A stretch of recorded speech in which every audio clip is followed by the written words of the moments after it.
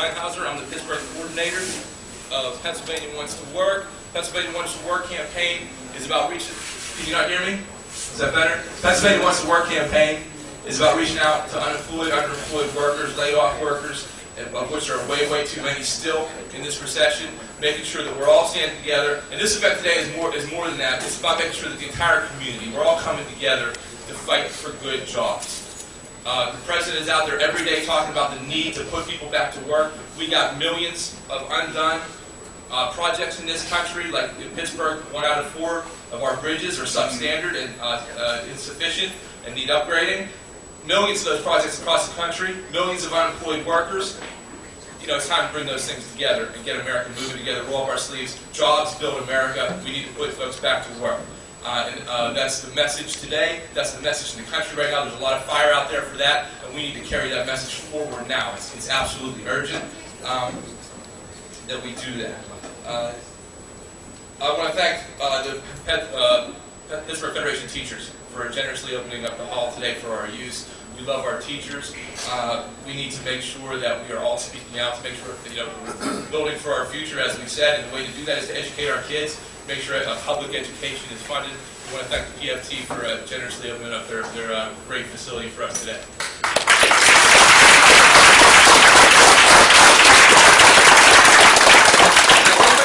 Can you hear me out there? Maybe yes. I should just speak up. Has anybody else been feeling what I have? Yes. Yes.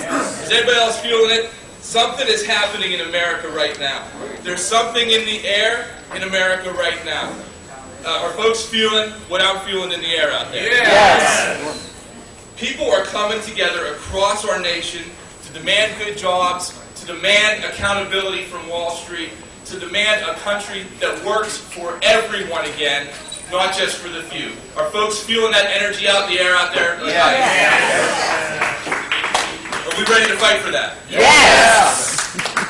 Thank you.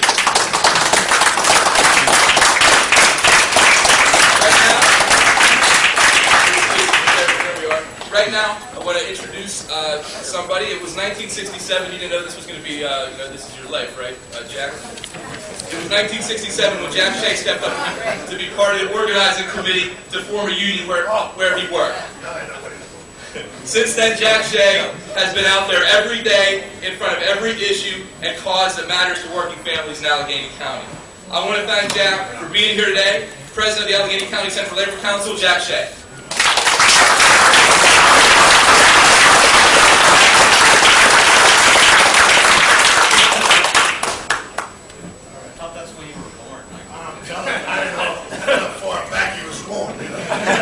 Thanks for the long warning about coming up here. I'll mention that to you too. Before I get started, I laid up a few brief words. And, I know a lot of people ask the question, why does labor all the time work very hard on political action? And there's a reason for that. You can see what's happening today all over the country. And it started right after 2010, when I called the other side, let me just say it, the Republicans, they won just practically everything. And you can see what was happening and what started to happen.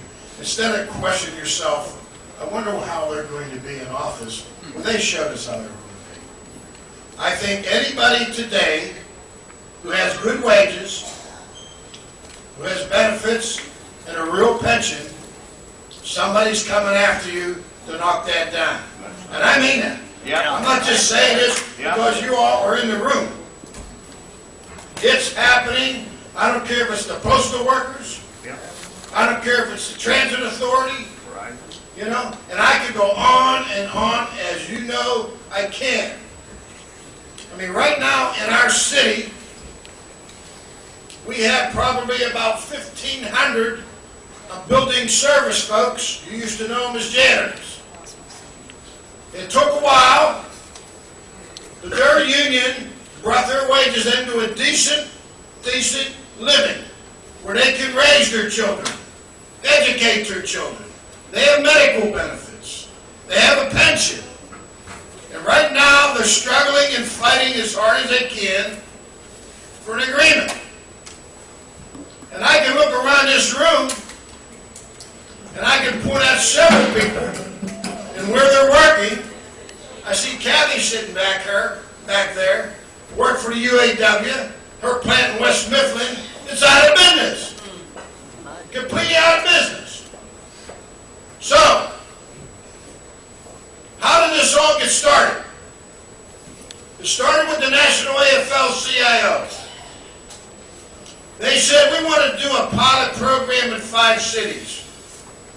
They asked if I would agree to run a pilot program in Pittsburgh for the unemployed.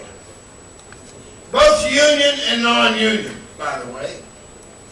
This is not about just union people that are laid off. This is about everybody that's laid off. Only time anybody referred to you, you were part of a number. You were part of that 9.1% or 9.2%. Well, the AFL-CIO thought this is not right. They're still human beings. They still have needs. They still have wants. So he said, okay, we'll try it.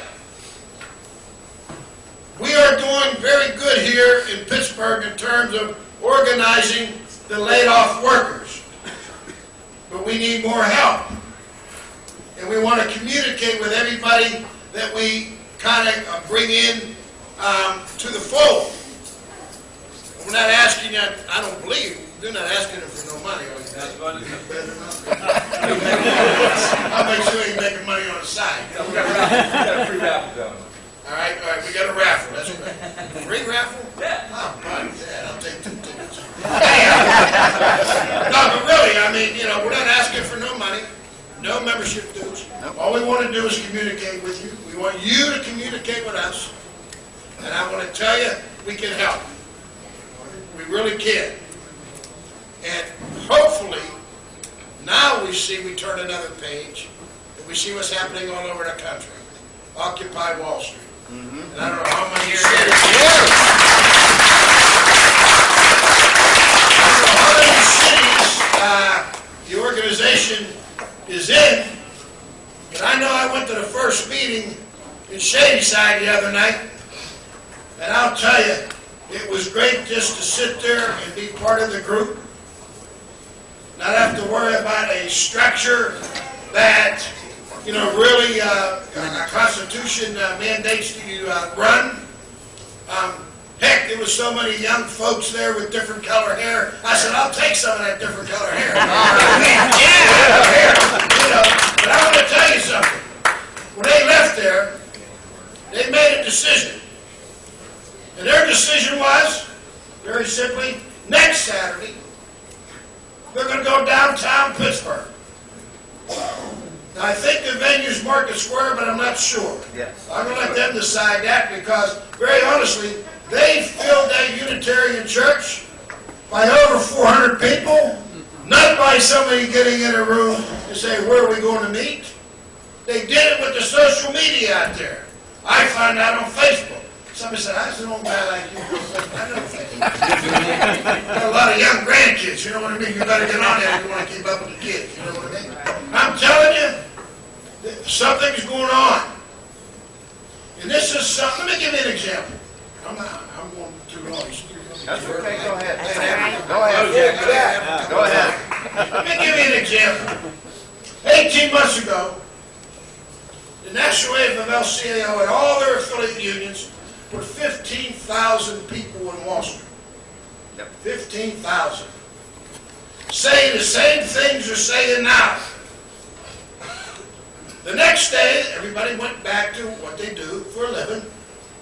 Whether they paid off or they work for a union or whatever it may be. And it came off the paper and it was gone.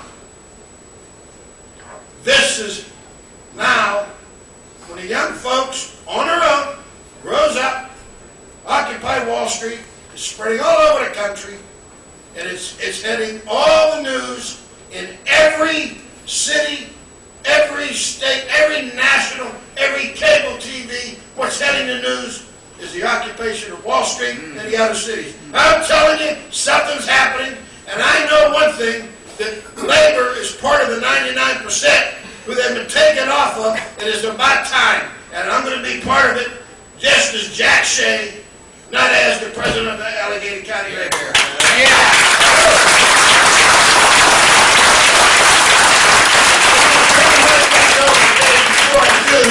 We have a very good friend, Kathleen Brookvar. She's running for Commonwealth Court.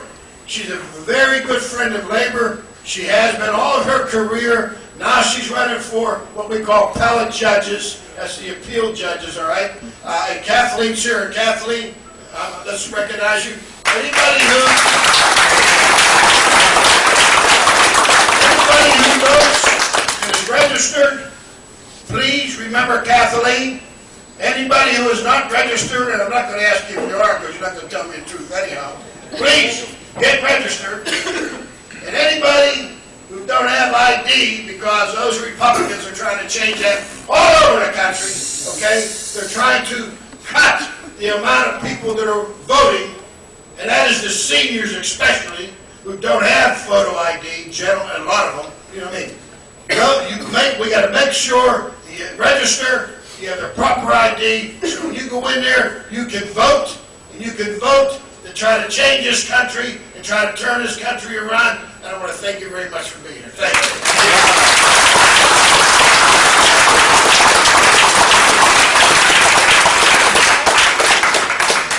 Thank you, Jack.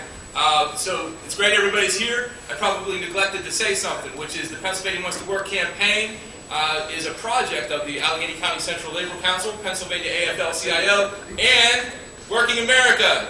Everybody Working America, raise your hand. Working America's out in the field every day talking to folks about the issues that matter to working people. Getting information, getting them active, getting them informed, getting them registered to vote. And if you, as Jack was saying, we need to be registered. Back by the We Are One table, there are voter registration forms, and Working America will help you get registered to vote if you are not, if you've moved, if you need to get registered, if you need to take some forms to somebody at home. Make sure you're doing that. If you look around the room, there are many other agencies and organizations here to help folks with assistance, with information. The message here today is we are all in this together. Right? We're in this as a community. And that's the way it has to be. There is unity in our community, right? If you read the program right here, and there is a list of all the organizations who are here participating. Where are you? Please check them out. Please take their information. This is about all of us having each other's backs, sticking up for each other, getting information for each other, getting help for each other, right, and fighting back together. That said, we have another speaker coming up from Pennsylvania AFL-CIO. Frank Snyder is a third-generation steel worker who began his working life at a steel mill where? In Beaver County, right? And welcome home. Mr. Snyder going back to Beaver County tonight. At the urging of his union brothers and sisters, Frank was soon a leader in the USW, and since that time has been tireless in the pursuit of social and economic rights of working families. He's been traveling across PA as part of the fight for good jobs now, and we're very glad he stopped in on the south side to occupy the south side with us today. Secretary Treasurer of the PA AFL-CIO, Frank Snyder.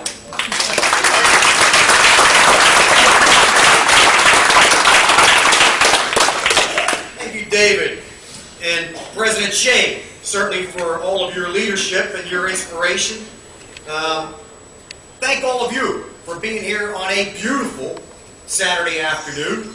And on behalf of all of our officers, Rick Bloomingdale, myself, 850,000 hard-working women and men all across the Commonwealth of Pennsylvania, I bring you greetings, but more importantly, support for what you're doing right here this afternoon and every day.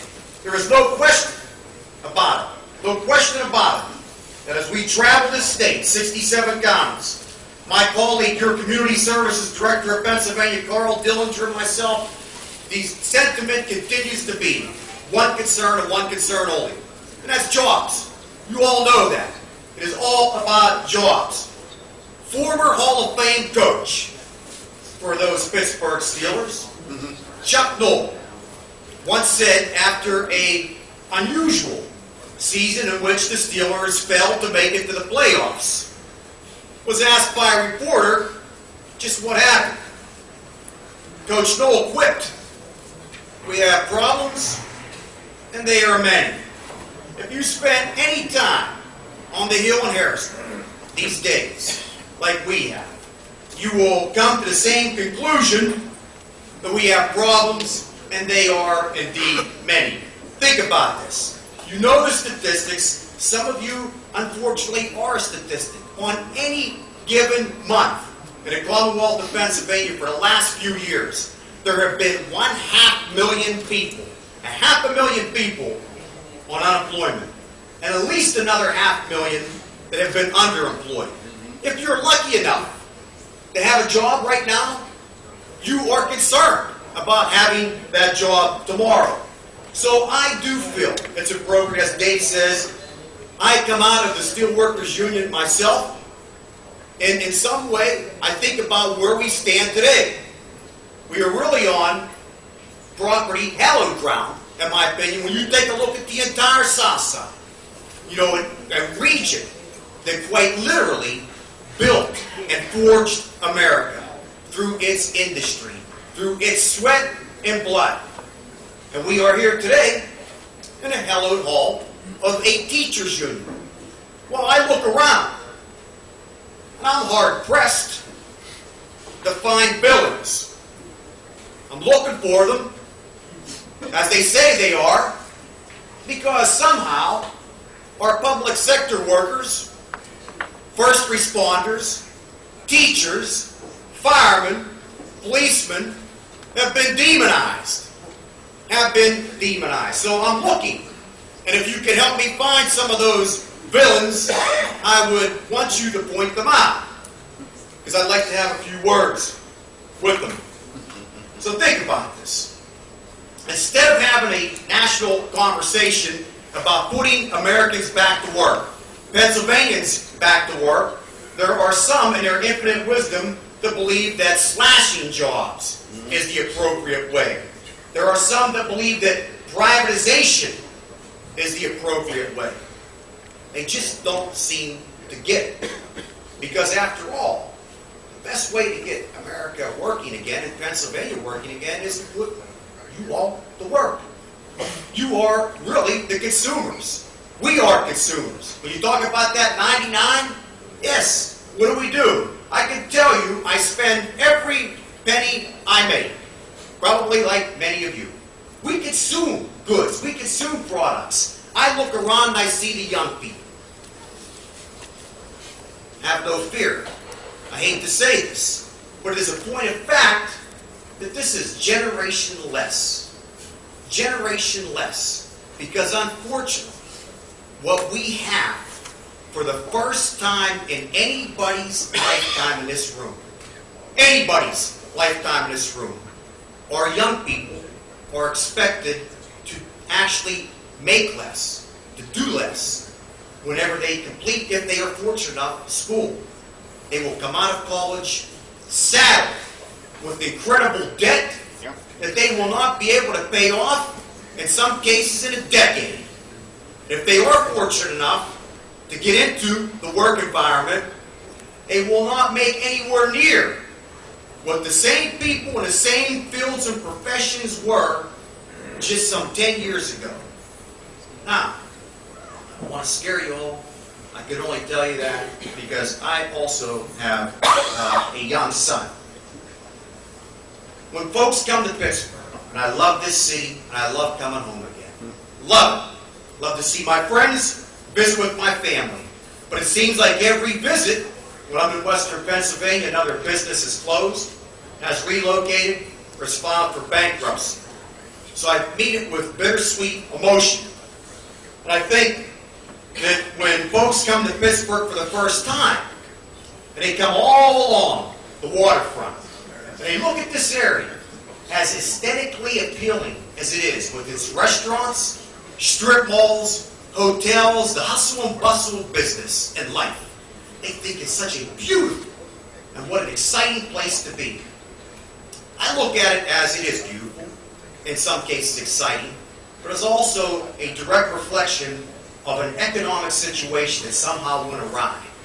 Because what happened on these grounds for several miles up and down these rivers were once jobs, thorough living wage jobs, family-sustaining jobs that put kids through college. If you didn't want to go to college, you wanted to go into that environment, you had a solid career for life. But they've been forfeited for part-time jobs with no health care and no hope, actually, for a long-term future. Look at that. Cost it out. Weigh it out. Are we any further ahead? Don't get me wrong. It looks a lot better than chain link fence around some brownfield. But something's gone wrong. When we expected our public officials to do more for us than they are doing for us, it got to trouble everyone in this room. And I often say that you must now, in these days, become the public official you hope for. Become the public official that you hope for. And take a look around. We in organized labor have been called upon time and time again to respond. My confidence is that you always do. And you know what? We always ask more. And you're always there to provide that because you understand what is at stake here. Really, think about what is at stake here when you take a look at what our numbers are. And when you take a look at double-digit unemployment, no matter how you cut it, for the last few years, with really no end in sight. Where are we going to turn? I can tell you that this program cannot be more timely. Because at one point in my lifetime, I spent over a year on the street, quite frankly, laid off when the first collapse of the steel industry hit us in the early 80s.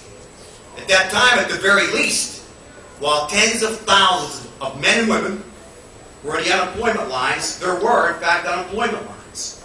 Today, we do it electronically. We have somehow disconnected one another.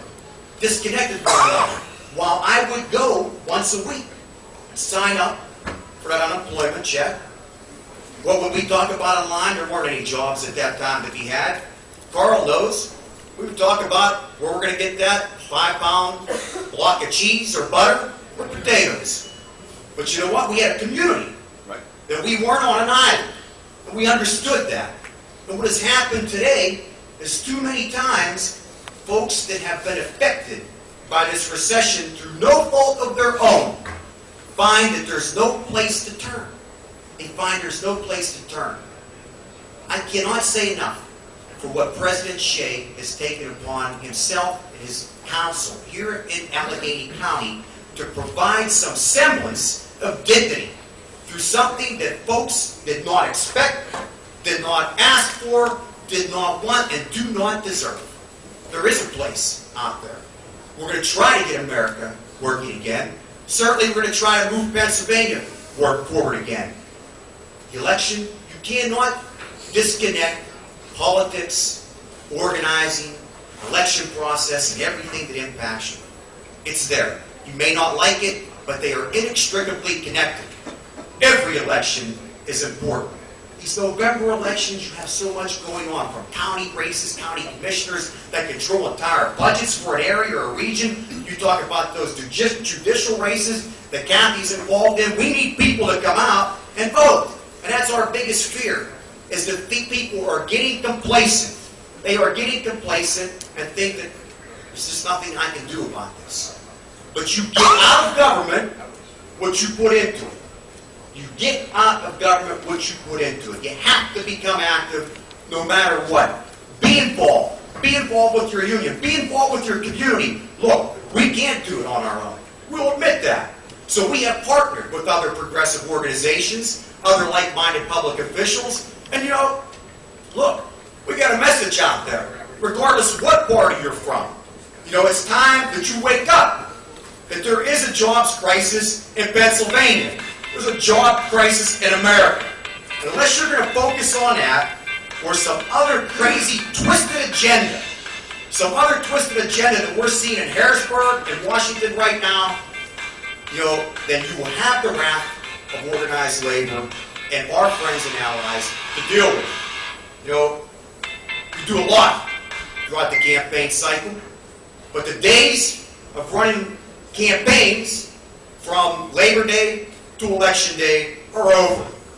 Our plan is to run campaigns 12 months out of the year. Legislation happens every single day, every single month that could potentially affect what all of you do.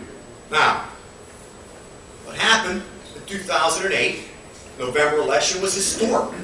Historic by any measure. And if I be so bold, that maybe what we did was put our faith in one person. And we should put our faith in ourselves from this point forward.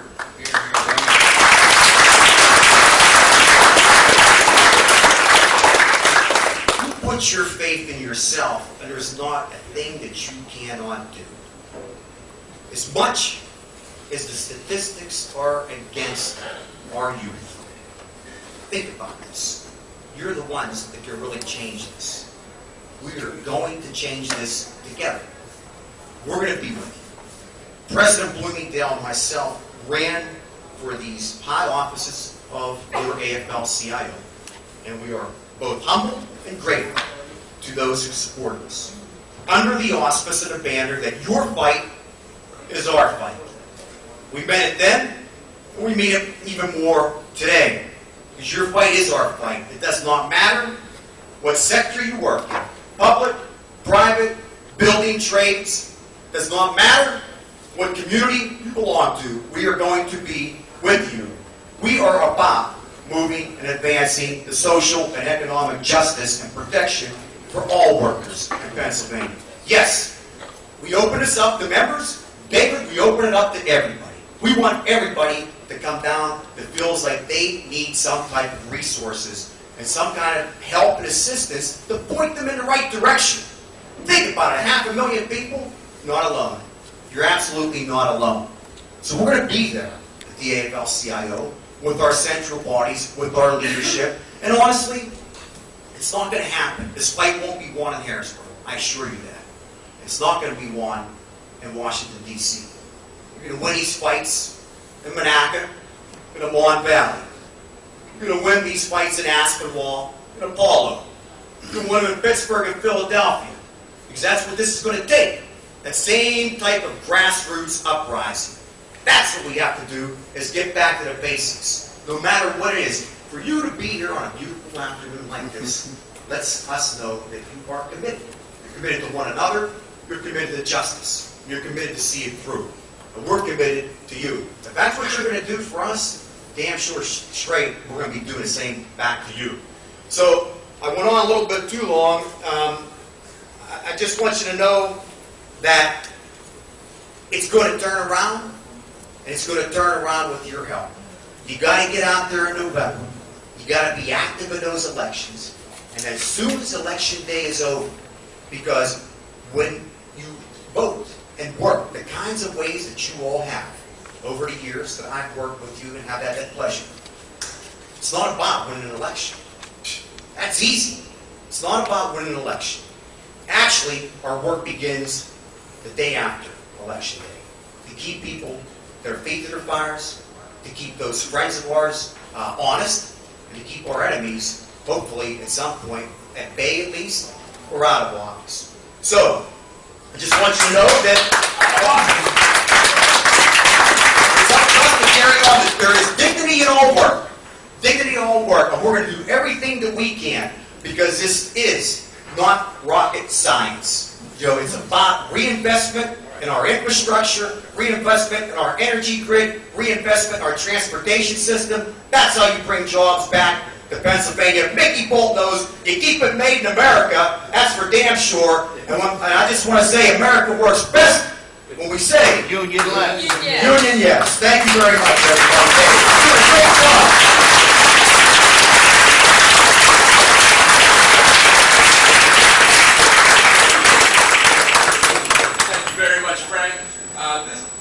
Usually I'm used to having rallies outside, and I like to get some good chants going. I was told I should tone it down because it's an indoor sit-down rally. But I'll tell you what, there is one simple message with this event here today, and that is we are all in this together. Can we say that? We are all in this together. We are all in this together. We are all in this together. Thank you very much. We have somebody very special to speak right now. It's not feeling so hot today, is that right? A little bit of a busy spell, like my mom used to get those. So she's braving it to come out and speak. Terry spoke at our first Unity Fair back in April when we kicked off this Pennsylvania Wants to Work campaign. She's become, I'd like to say, a friend of mine along the way.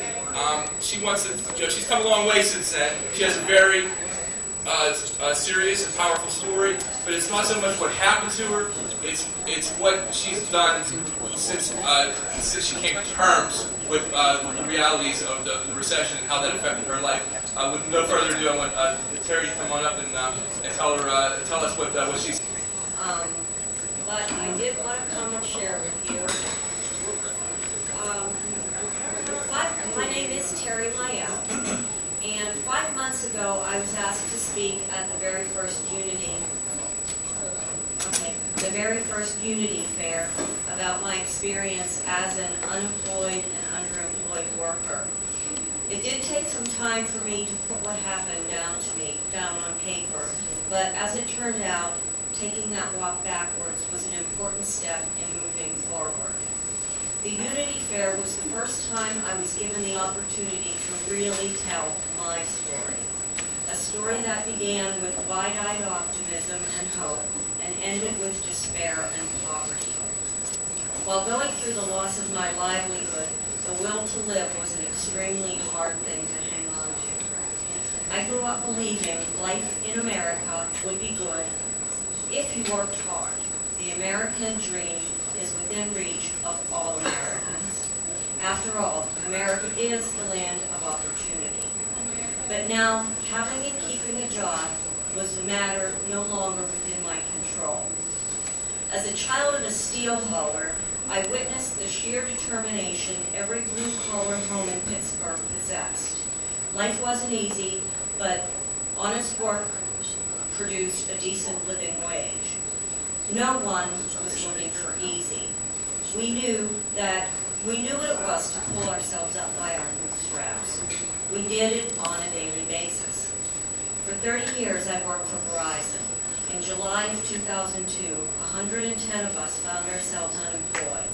This was a devastating blow, but not enough to kill my spirit. I truly believed all I had been taught about the American dream and the strength of the working class. I simply pursued another job and another chance.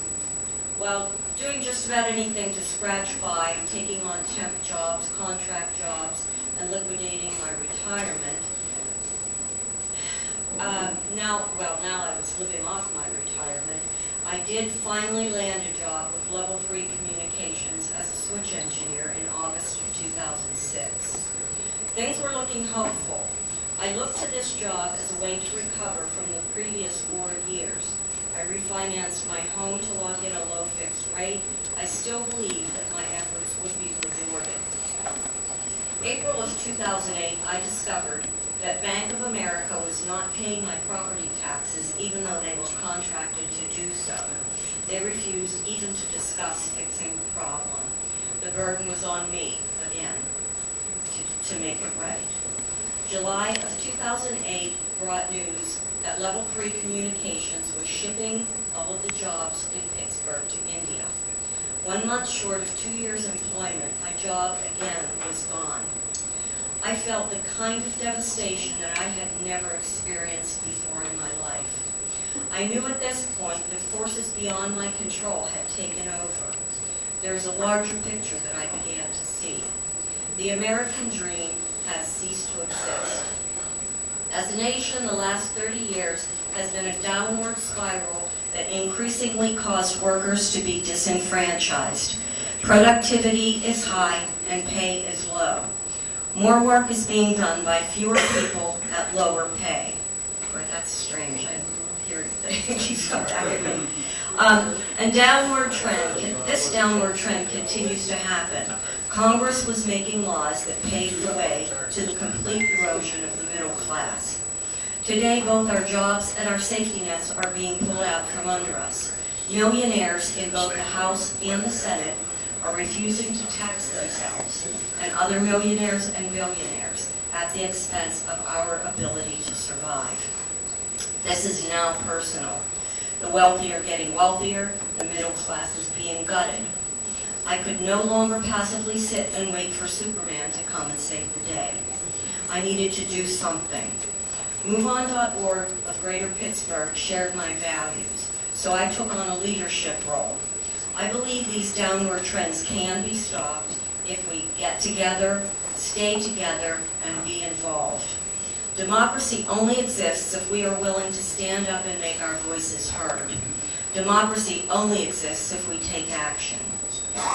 As a patriotic American, I do believe that everyone should thrive. Everyone should thrive. Corporations should be prosperous, but not by stealing our livelihood. Realizing that my voice does matter is truly empowering. Pennsylvania Wants to Work in Unity Action is a critical part of us healing as a nation. It gives hope when there feels as if there is none. I'm truly grateful to be a part of what's happening today. By now, everyone has heard about Occupy Wall Street. I had been watching the New York protest from the second day, and today they're in their 22nd day. Other cities are now following their lead. I was really taken by the strength and the courage of these young people who realize they need to take action to save their future. The growth and strength of the unity they've achieved reminded me of a video clip I once saw. It's kind of a funny video clip. In the video, a group of people were sitting on the side of a gently rolling hill, just doing nothing. One person got up and started dancing in a very funny and peculiar way. And I'm going to try this. It's kind of like this. I hope I don't fall over. The crowd watched. They felt a bit uncomfortable as they discussed this odd behavior. Soon, another one of the group decided to join him, dancing in that same peculiar way. This caused a stir among the folks in the crowd. This was truly unfamiliar. As they watched, others began to join these groundbreakers. As the moments passed, more and more people became a part of the dance. As the last person began dancing, this strange dancing all of a sudden seemed fun and exciting. People were expressing their dance in their own unique way. All were accepted and the discomfort was gone. In a democracy, we need the first guy, the last guy, and all the guys in between. Regardless of which character in the story you relate to, we need you. So, if you ask, and I just have to tell you this, if you've watched the Occupy Wall Street, in their passive, nonviolent way of achieving this revolution, they decided that this meant yes. So when they communicate with each other, they do this. So if you ask if we can make a difference, my response is yes. Yes. Thank you very much.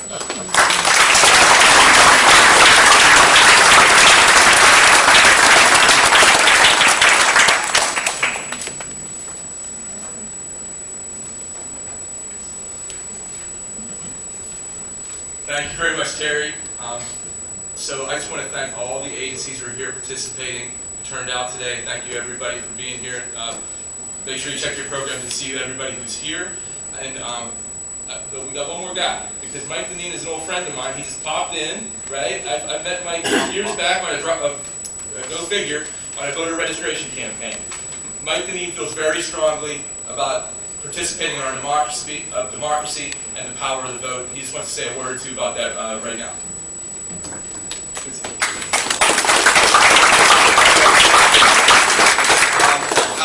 Thanks to Dave for inviting me out. I'm working on a campaign right now for Judge White, but I'm not here to speak about that. I'm here to speak about the vote that matters, and that's every primary, every general election which we're coming up on. That's how your voice is heard. That is not going to be taken away from you. That's what you need to do, is to go out to the polls and vote for the candidates that you feel passionate about, the ones that represent your working class values, that represent the hopes and the dreams that you have. And what you need to do, and what I'm going to ask you to do here today, is to take those voter registration forms that are here, and take those absentee ballots, and try and get 3, 4, 5 people that you know that maybe aren't registered to vote, and talk to them about the candidates that are running now and is going into the future, and tell them this is what matters. You can't moan and gripe if you're not part of the process. And I think that's what we're all here to do today, to be a part of the process, to have our voices heard, and to speak loudly and speak clearly, and that's where we do it at the voting booths on November 8th and going forward. And it's important because right now that there's a bit of a letdown, a little bit of a drag. People aren't motivated, but I say I disagree, because you look at this crowd, you look at people that are going out with these Take Back Wall Street movements, and people are waking up. They're getting mad. They're getting angry. And that's what you want them to do. And the way that their voices are heard at the polls and on election day.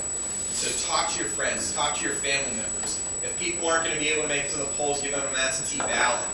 If they don't want to do that, take them to the poll on election day. Talk to them. And it'll be a cascade effect. They'll talk to their friends. They'll talk to their family members. And that's how we win this. Corporate interests, they don't have that power. We do. Working the grassroots and talking to our friends and family members and union members. And making sure that if you want to have your voice heard, it's done at the polls. And we need you to go out there and get your friends to register to vote. So thank you very much to Dave and this organization for putting it together. I appreciate the opportunity, and just keep on fighting. We're gonna win these battles because we have right on our side. So thanks very much.